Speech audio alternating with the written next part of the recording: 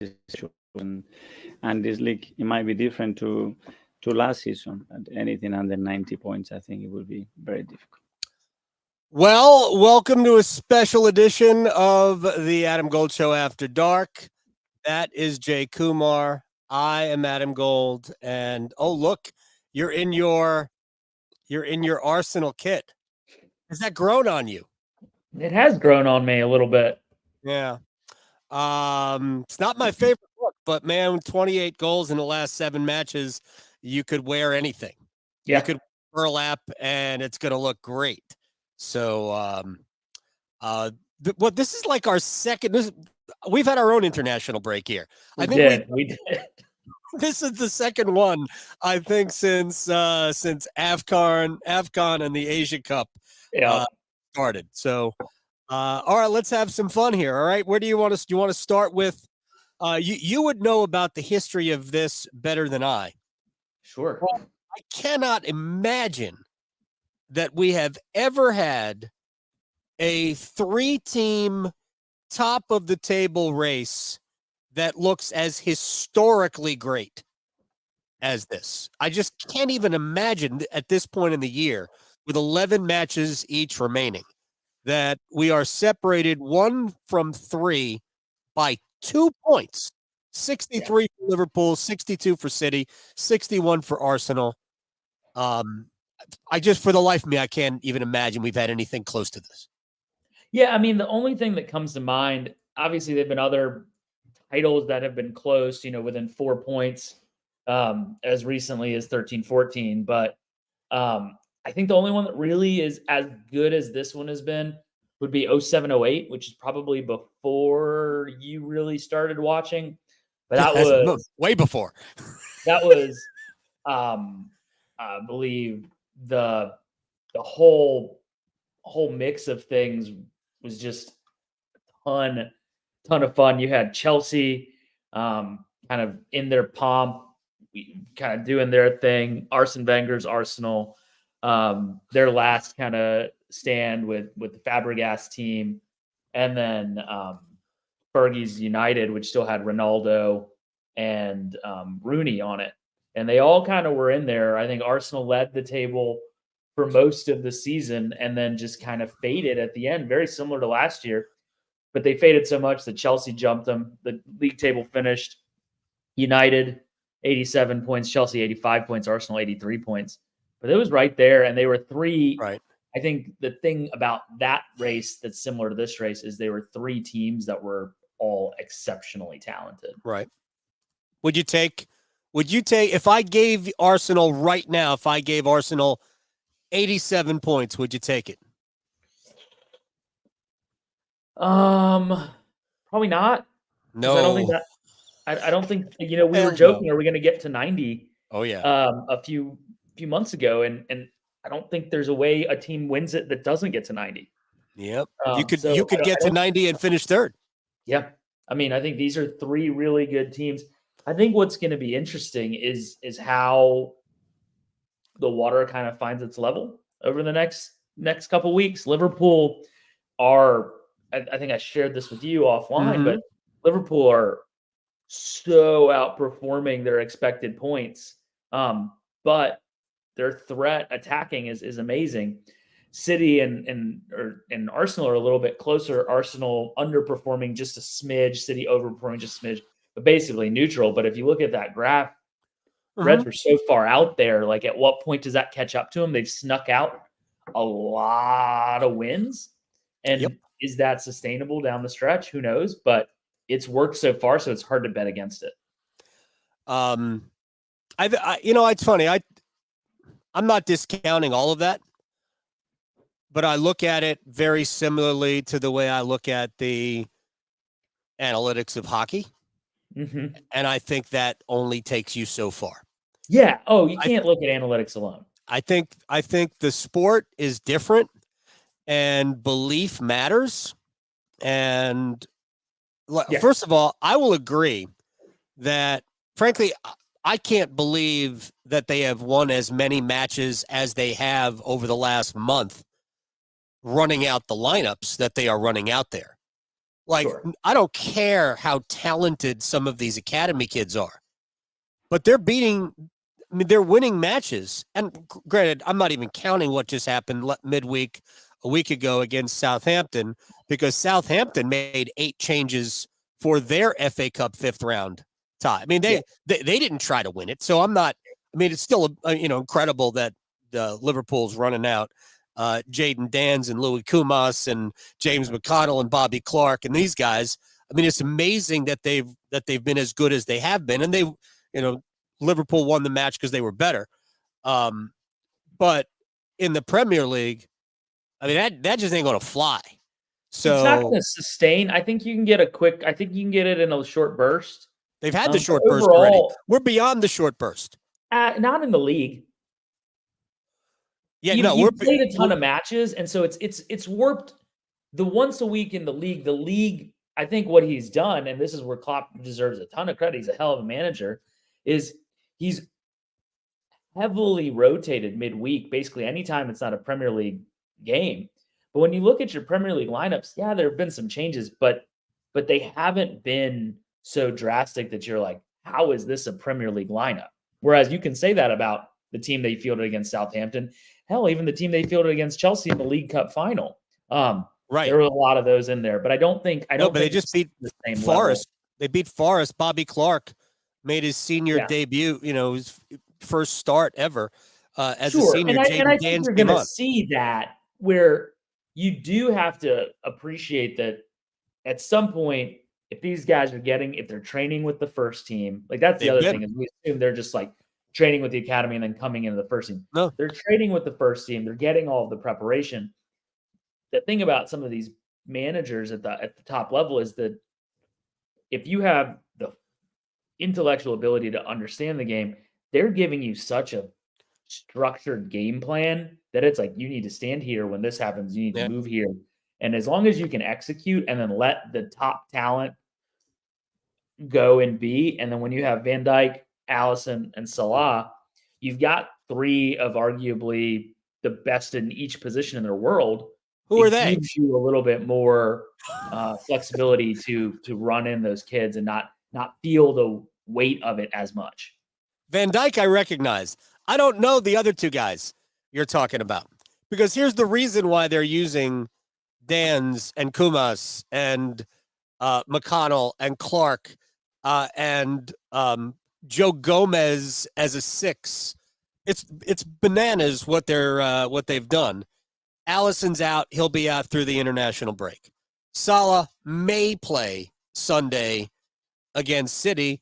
My guess is if he does, it'll be from the bench.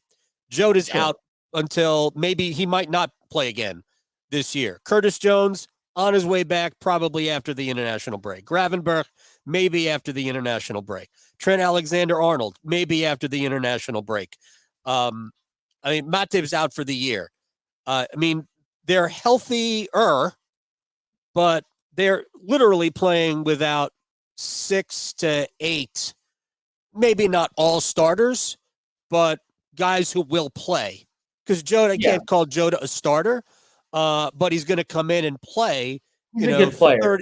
30 minutes. He's an absolute ruthless scorer. And again, we'll see how that plays out over the next few sets of matches. I think you've kind of gotten through. Frankly, the only difficult fixture you've had in that run was Arsenal, and you got pretty soundly beaten, and that was with Alisson and Van Dijk in the lineup. So I think Liverpool have managed this stretch. Yeah, things get a little bit tougher. You have City on the weekend, and we'll see how they either handle their way through that game, or if it doesn't go their way, how that affects future games. And the thing is we were saying the same thing about Newcastle's injury crisis earlier in the year, Tottenham's injury crisis, Arsenal's injury crisis.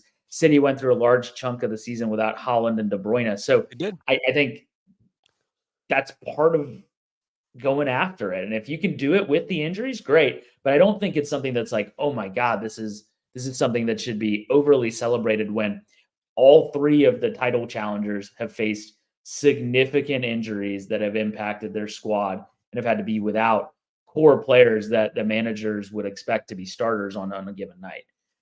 And so I I'm hear going to you, but push I back. also think it's I'm going to push back on that because I have a list in front of me of the players who have either still out or who Yeah, I have got it missed pulled up. significant time. Right? Yep. Allison Salah, Jota Jones, Gravenberch, Alexander Arnold, all still out. Right. The other than Jota, who you could argue maybe is better than Louis Diaz. They don't really play the same position, so I get why Diaz is the choice over Jota, and Nunez is really the starter at the 9. I mean, those 6 guys are out. Matip would probably be their third center back. He's out for the year. Stefan Bacetić, who they haven't had, he played a game this year. He would definitely be among their rotation in the midfield. They missed Endo for the entirety of the Asian Cup. I mean, it's insane how many injuries they have had to overcome. Now, they make up for that in some ways because they have way more depth than they thought. Yes. And Connor Bradley being able to slot in at right back and seemingly, I'm not going to disrespect Trent because it's not like Bradley is as good as Trent, but he has been way better and actually really good. It has mitigated the loss of Alexander Arnold. But Sure. My gosh, if Bradley hadn't come up and been this good, or Jarrell Quansah hadn't been this good, I mean, those guys were in the academy. But right? they're that good. So I think it's crying wolf a little bit because I think it's more impressive what City did without Haaland and De Bruyne to only be at 3 losses.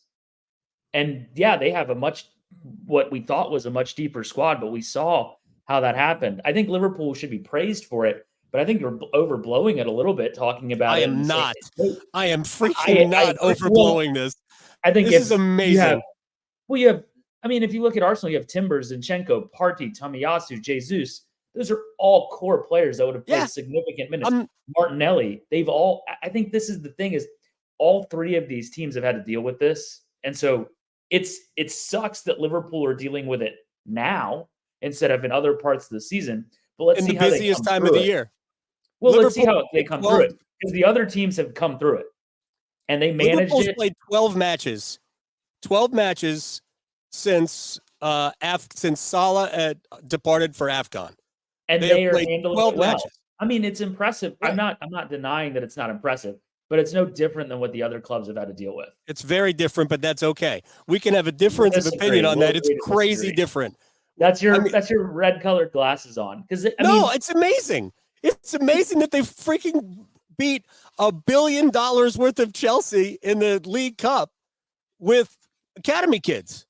I think that it's amazing. Sure, if you want, that's a perfect place to go. They're about to fire their manager and they have no identity and have no idea how to use that squad.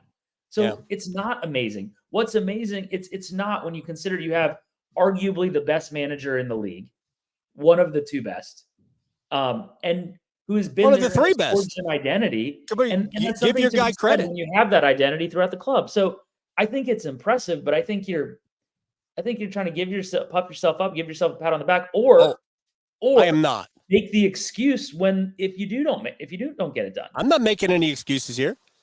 So. I've said from the very beginning of this season. If they don't get any of these guys back, I won't have to make any excuse. They won't win. Yeah, because this team it is impressive what they're doing. It's not good enough. It's not something that is mind blowing. Because we're going to disagree. We're going to vehemently disagree on this. Because you're a Liverpool fan, and no. I would look at anything. I would look at any situation when you're putting in kids who clearly are not ready for this, who still manage to get it done. We had no idea they were going to be that good, which means that one guy, or two with Quansah, but the other guys are having to play. But you also but they're not playing in the big games. They're not playing in the meaningful games. You're not going to have a teenager in meaningful games on Saturday. Every single Premier League game you play now, you can't lose. Nottingham Forest is a meaningful game. Yeah, every game matters. But you're not rolling out a teenager in your starting 11 on the weekend. I mean, I don't think so. but I don't know who's going to be available. I'm fairly certain they're not going to start Bobby Clark on Sunday against Manchester City. I'm pretty sure they're not going to. Right. But I'm pretty sure Connor Bradley's going to start. Yeah, he's a And great player. I mean, he's been excellent this year. He has been amazing, way better than anybody would have expected. Right, but the thing is when those players emerge, it's not they should be again celebrated. When Trent came on the scene, you can't. When you see the talent, it's unrecognizable. Mm-hmm. Kobe Mainu at United, you see it, and you're like, oh yeah, they've been missing that. And I think the game is trending younger, and so I think we got to rethink prime windows from 25 to 27 to probably closer to. They're going to need to be ready and playing by 17, 18, 19, because 21 to 25 is when they're going to be playing their most meaningful games. And then 25 to 29 is their sell window to Saudi Arabia. Yeah, maybe even 31 coming up. Let's move away from Liverpool because we're never going to agree on this. I want to go to something I think we will agree on. And in my opinion, Sunday, I think Sunday will ultimately, and I'm going to assume that Liverpool will become healthier from this point on. Sure. Sunday, all three teams get healthier. Sunday, yes. Sunday decides, I think, the Premier League.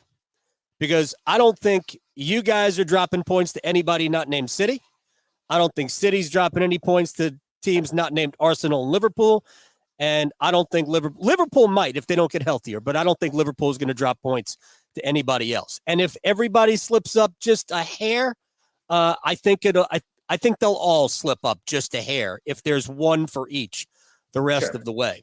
So I think Sunday, if Liverpool wins, I'm not saying it's a wrap, but I mean, nose out in front of all of it. But I don't think there's any question that neither City nor Liverpool is approaching what Arsenal is doing right now, which is an absolute massacre every single week. 28 goals. 31. In 7 matches. 31. 28 in 7 matches. It's 31. In 7 matches? Yeah, the last 7. 31-3 is how we've outscored. My math sucks. Yeah. Still. Yeah, 31-3. 20 good. It's insane what's going on right now. Yeah. It's absurd. I mean, since the new year, 7 games played, 7 wins, 31 goals for, 3 goals against. I think we've conceded something like 20 shots on target in those 7 games. Nothing. And 9 of them came in one game against Palace. Yep. I mean, just incredible. Sheffield United registered 0.0 XG in the first half, was down 5-0. Did you watch any of that? When I got home after meetings this afternoon, I watched it, and it's just so fun. And this is the thing is it's just insane. Hopefully the trophies come, but and I'll say this to you, you've only experienced joy as a Liverpool fan since wait a second. Time. Last year was my first full year as a Liverpool fan. I kid you not.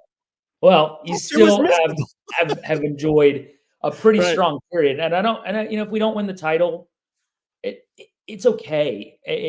Trophies are the goal, and I hope the trophies come. But you gotta kind of, and this is for any team out there, anybody out there, when your team is playing like this, or when your team's playing well, enjoy it because years of misery are not that uncommon, no matter who you are.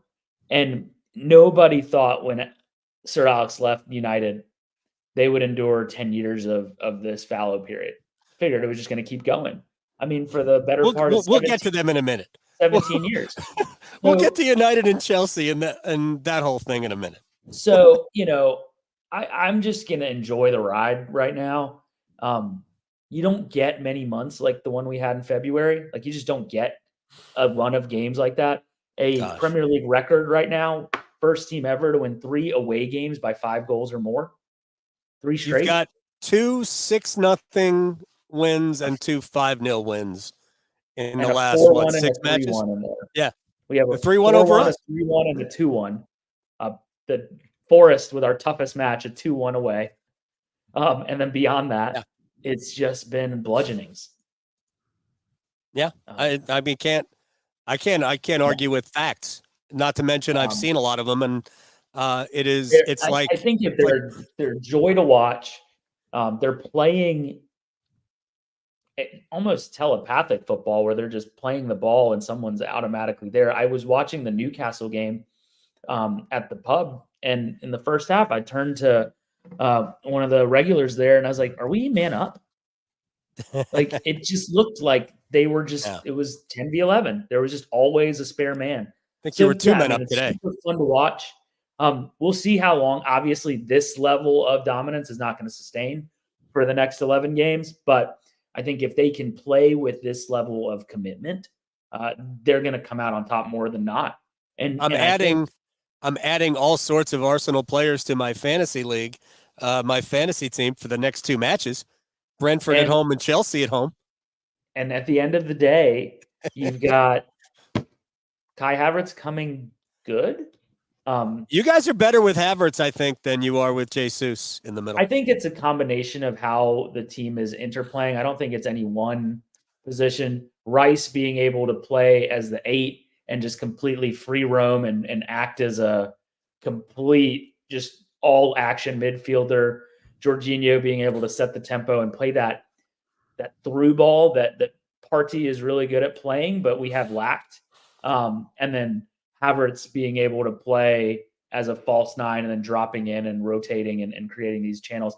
I think the three of them together work really well and then create space for Saka and Martinelli to really exploit. And Odegaard, I think, is playing at another level right now. He's kind of elevated his game and is really doing awesome things. And I think the way they've, and this is getting a little maybe too wonky, but the way they've adapted their structure to fit Kivior in has been awesome because he first came in, a year ago, and then a couple times he was subbed off at halftime because he just wasn't getting it. Mm-hmm. And he was asked to play the Zinchenko role, which is a lot to ask of a player when Zinchenko really comes in and he is the all action, goes anywhere, does anything. Yep. And when he's on, man, Zinchenko can really open up a team. And his magical superpower, I always say, is he's always available square left. Like if you look anywhere, Zinchenko's right there and he can kill you with like a square ball. But what they've done is they've inverted Ben White into the midfield and let Kivior play as a traditional outside fullback. And then when we're out of possession, he drops to more of a center back role. Ben White inverts into the midfield. And then when we're in possession, he goes just flanking and then lets Martinelli shift closer to goal, which is where Martinelli is a little bit more threatening and he doesn't have to hug the touchline as much. And so just that little tweak has also opened up Ben White to probably be playing the best football I've seen him play in an Arsenal shirt over the last 3 or 4 weeks. Yeah, he didn't have a great first half of the season. He's been much better of late. He same was with Martinelli. An injury. He came out and said that in the first through December was playing through stuff, and he's the team needed me, and so I was just going to go out there and play. But I was able to recover and rest, and now I'm in a good spot. So it's good to see him get that goal today too. Absolutely stunning. So. Ben White and who else? Martin Odegaard were good anytime goal scorers today. Great value on Ben White at like plus 500 since he hasn't scored a lot. Very good value on Ben White. How do you see these three going? First of all, I told you this a few weeks ago. My only fear, I'm totally serious. Arsenal is not losing to anybody not named City. So how do you see this playing out? I mean, maybe. Who knows? I think that the way the season is shaking out, it's going to come down to some of these games we're not expecting it. So sure, Arsenal aren't quote unquote losing to anybody but City, but then their last 3 games are at Everton at home, away at United, and then away at Tottenham. And so, gosh, tell me Tottenham's not going to be up for a chance to spoil a potential Arsenal title bid. How many goals are you going to score at Tottenham? 4? I can't wait. 4? 5? Come on. We'll see. I mean, who knows? We have so many games. And then let's say that game comes in between a big Champions League fixture. We don't know Well, that's the we don't fear know for how me. these other for City and Arsenal, how these other competitions are going to play out. Obviously Liverpool United have that big FA Cup draw. We'll see how seriously both teams take it. It might be United's only chance for a trophy, so they may go for it. Liverpool may need to rest people. But the nice thing is we had Vieira back on the bench today. The bench looks stronger today. Jesus was back on the bench. Partey was back on the bench. Looks like Tomiyasu and Zinchenko are probably a week out. And I know Martinelli picked up a knock, but it comes to find out he had a cut across the top of his foot, which is why he was struggling to put weight on it because it was hurting. And so he wanted to get it wrapped up. So I think if we can get healthy, the 11 you saw out there today to start the match and that you start the Newcastle match, they cannot go the rest of the season. Right. And so that's my fear. My fear is too many matches.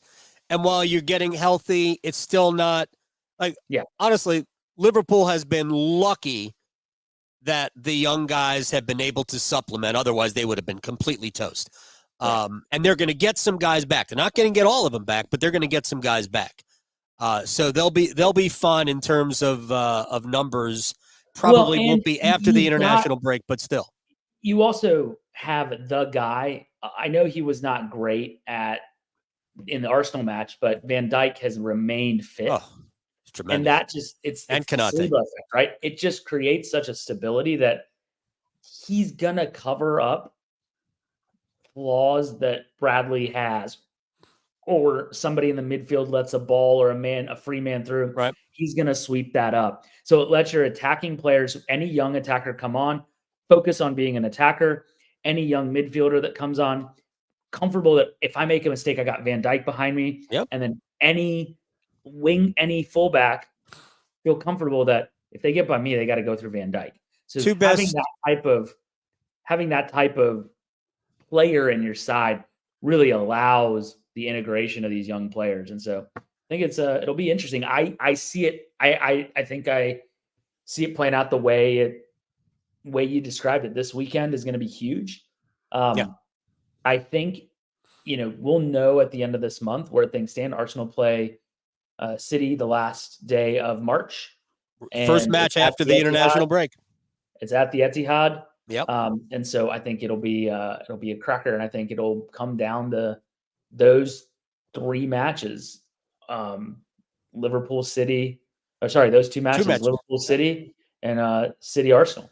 Yeah, I think it's a first of all, just to get back to Van Dijk, Konate is also playing at a ridiculous level. Yes, he is. Two best center back tandems. I don't watch a ton of Bundesliga, La Liga, Serie A. No way there are two better center back tandems right now. No. Than Saliba Gabriel or Van Dijk Konate. Can't even imagine. France has to be salivating that they get to roll out Saliba and Konate, and they're both in their early 20s. Right. Gosh, that is gross. Yeah. That you can have stuff like that.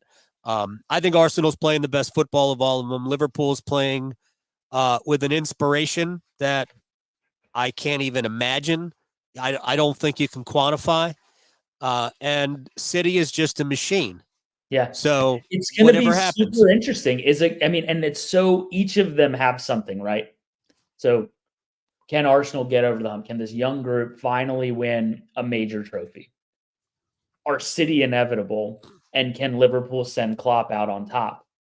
All the storylines with whoever the script writers are this year did a great job. It's unreal. First of all, I think you guys can win the Champions League. Yeah. I absolutely think you guys can win the Champions League. There's nobody playing better football on earth right now in the Champions League. Maybe Leverkusen. Arsenal are the best out of possession team in the world right now. They are. They don't have the ball. There is nothing coming back the other way. It's pretty impressive. And this may be a perfect segue into ranking the keepers. But I think David Raya has a big part in how that works. All right, give me a ranking. I'll give you mine. I think the keeper rankings. You want the top six? For the big six. This is the big six. So for our picks, all big six matches within the big six are worth double. And by the way, Jack Gold, the picking- kid, the 15-year-old, is running away. Am I picking Kelleher or am I picking? You can choose who you want. All right. I'll give Fair if you want to put Kelleher instead. Actually, it goes in the same spot either way for me. Fair enough. I think number one is Allison. I think he's the best keeper in the world. I'm talking about this year, though. I'm not talking about overall. I'm talking about this season. Then Ederson's my top keeper. He just does so much for City, and I think he is. I think he just is a kind of a game changer for them. I would love to see, not this year, but one year when City run away with the title, him in the field, just to see what he does. Amazing. But the field players may not want that.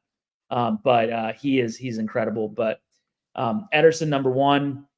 If I can't, I'd still take Allison. I mean, it doesn't matter. I'd still put him number two because if he's fit, I'm picking him. And the games he's played, yeah, he made a mistake against Arsenal, but he's so good.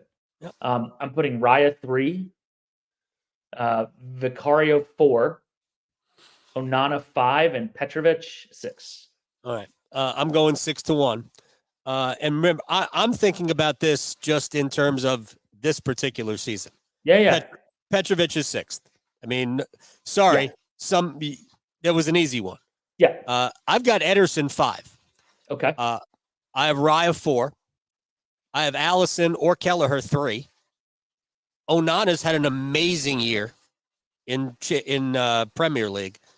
He had a terrible Champions League, which is part of the reason why they're out. Not the entire reason, but that's really been the only bad football he's played. He's been so good in the Premier League. And Vicario might be having the best season of any keeper in the Premier League. And think about all the shots he sees. Yeah, I He's think had an amazing year. I think it's easier to be a keeper when you're facing a lot of shots. I think that's why I have to put Vicario and Onana down there.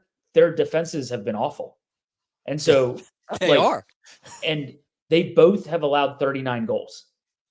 So yeah, but it's not think really on the goalie when you allow that many goals. It is, though. I think that they look better than they would be in a team that is actually competing for stuff. It's the Bernd Leno effect. Bernd Leno looked great in those 8th place Arsenal teams. Player of the season. But when you try to look at what you need from a goalie, the reason I put Allison, Raya, and I put Allison, Raya, and Ederson kind of a cut above the other three. Petrovic, I kind of put him in 3 tiers or 4 tiers. You kind of have Allison and Ederson. Then you've got, I think Raya is in a tier. Then you got Vicario and Onana. And then you've got Petrovic. I think you can maybe put Vicario and Raya in a tier, Onana below him. But what they do in the game, what they do for their team that is not goalkeeping is so undervalued and so not considered when we rate goalkeepers. What Raya and Ederson in particular do is anytime, why do we only face 2 or 3 shots?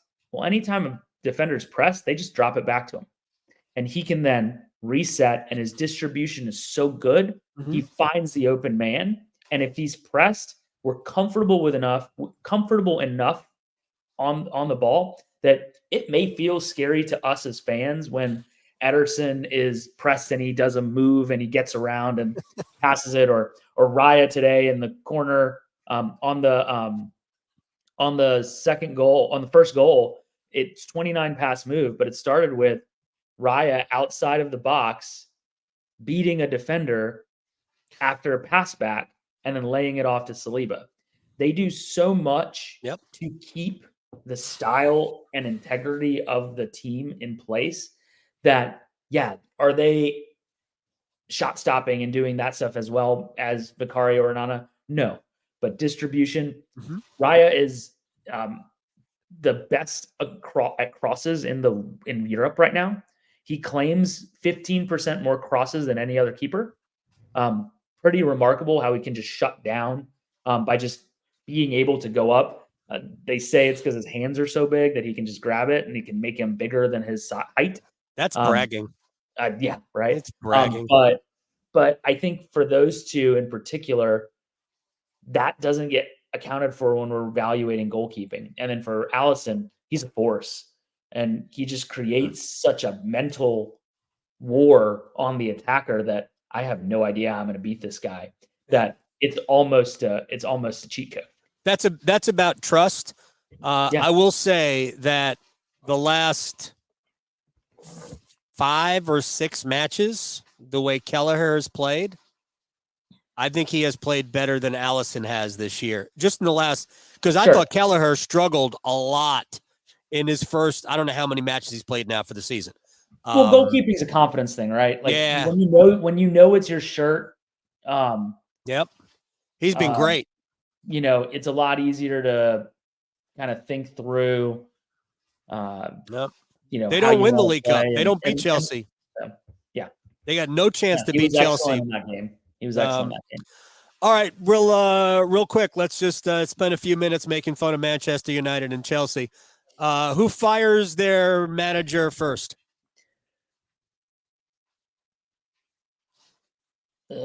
I stumped him. Here's the problem. I think Pochettino gets fired first, although it might be I kind of see him going at the same time. It might be just a matter of like, it might be a financial thing that they can't. Yeah. So the reason I know, so here's the thing. I think for Poch, he still can turn it around. Yeah. I think he still has enough like cachet, though. We'll talk about Poch in a second, but I don't think it's as dire as people are making it out to be. The results are, but the whole system there, I think there's an understanding from Bowley and company that there's some underlying issues. For United, it's a matter of if not when Ten Hag is gone. And so what they have said, and this is a smart move by Ratcliffe and company, is when they take over, when they finish everything and they have their people in place, their first hire is going to be a director of football and a CEO. Right. And the two of them are going to set the footballing philosophy of Manchester United and then set up a structure. And then they're going to recruit a coach to match that philosophy. Right. And then they will rotate the coach as needed, but it's not going to be a coach setting everything up. It's what, Liverpool and Arsenal got really lucky and they had managers who understood that and then built a system and structure around them that can outlast them, hopefully, because the culture has been established. I think Manchester United is smart in not letting a manager do that, but kind of giving some executives authority to set up organizational structure. So when that is set up, Ten Hag's gone. They're not going to keep him. They can't. I mean, they fundamentally can't. So I think he's a matter of how quickly United can move on those parts before he's gone. Chelsea, I guess they'll fire him, but I mean, I don't know. Maybe they might not be able to half the season. No, they might not be able to for financial fair play reasons. Yeah. I think Ten Hag is delusional. He actually said after the Manchester derby that there's not that big a gap in talent. That's one of the dumbest things that I have heard in 10 years. Like, you can't look at that at that match. Like, bless his heart. United was in that early, and the Rashford goal was amazing. But we all knew it was a matter of time. And yeah, if they had been clinical enough to finish one of their other two great chances, the Garnacho chance or the other Rashford chance, and who knows, let's say they would have taken a 3-0 lead. They would have lost it 4-3 because City would have scored as many goals as City needed to score in that match. And every single person watching knew it. Even when Haaland skied the crossbar from about 2 yards out, which was, I still can't believe that. I don't understand what happened there. You want to take a guess? In the second half, what was cumulatively in the second half, how much XG did Manchester United create? Oh, it had to be 3 goals. It had to be 3. I know. No, just in the second United? half. United. 0.08. Too high. 0. Well, I couldn't fathom a number much lower than that. It was Zero pathetic. 0.00. They did not generate a shot on target in the second half. Right. They only And had they- 3 for the entire match. Yeah. No, United I'm sorry. They had City had more. They had 3. City had more possession than United, or City had more shots, 27, than United had percent possession, 26. Yeah, it was City had the ball the entire even when United was playing well, City had the ball. Yeah. But that's the way Ten Hag set that game up. In many Yeah, which is fine. respects, That's he what you got to played it- do. Yeah, But it's well, disappointing that a club like United has to approach a game that way. do you remember? It was an ACC tournament final between Duke and Carolina took this Matt Doherty era. It took the air Yeah. out of the ball. I'm like, Yeah. wait a second, what am I watching here? Right. I am watching North Carolina like drain the clock because they didn't want to get blown out. They basically parked the bus. Yeah. And that's the way United played against Liverpool, and Liverpool couldn't break it down. They had 35 shots. They didn't have a lot of great shots, but had 35 shots. And that game ended 0-0. And United do that. They do. So they are on the high end of shots allowed, but they are also on the high end of low XG shots. So like not high quality shots. Right. So they're in this kind of weird group where they give up a lot, but they're not always great chances. But that's not a recipe for success when you're giving up. Now you've given up 39 goals. Especially all it takes is one little deflection. Yeah. And that's the way you guys scored against City in the match at the Emirates. Just one little deflection, and that's all you need. Heck, that's how I think Louis Kumas scored his goal. Where was it? Against Southampton? It was a deflection shot that just dragged inside the near post. But Ten Hag is delusional. The other thing that I look to, and then we'll wrap this up, is that it's clear that his players do not really believe in him. To me, that his players do not really believe in him, or enough of them do not believe in him, because I think it's evident that when they face adversity, unless it's against a club that they should absolutely demolish, I think they go away. I think they get discouraged and they go away. And he doesn't seem to, and maybe it's the Dutch, I don't know, but there seems to be a lack of personal accountability. They'll lose, and there's never like there's always an excuse. Instead of, we need to get better. We need to do this, this, and this. It always feels like there's an excuse. I'll say this. I'll say one last point on United. I think the best thing they could do this summer is cash in on Marcus Rashford and Bruno Fernandes. Bruno Fernandes is going to be 30 next year. Yeah. He is not part of the future. He might be your club captain, and he might not be a problem. He might be your best player. But if you want to sustain a rebuild, you need to kind of hard reset, and also don't be afraid to kill your darlings. And I know United fans really like Bruno Fernandes, but if Garnacho, Manu, and Højlund are your future, put them in an environment where they can succeed and surround them with the right type of players to help them grow and become the club that you need to, and get a whole lot younger. Maybe you keep Bruno one more season as captain and then sell. But man, if I could cash in on him, get younger there, get younger on the wing, get a couple of defenders in, get Martinez fit. I think they're going to be a lot more of a interesting setup to deal with next year. All right. Before we say goodbye, what happens at Anfield on Sunday? As we have 2 more weeks, although the following week, I think we have 4 Premier League matches, because everybody else is involved in FA Cup quarterfinal matches. Yep. So tell me what happens at Anfield on Sunday.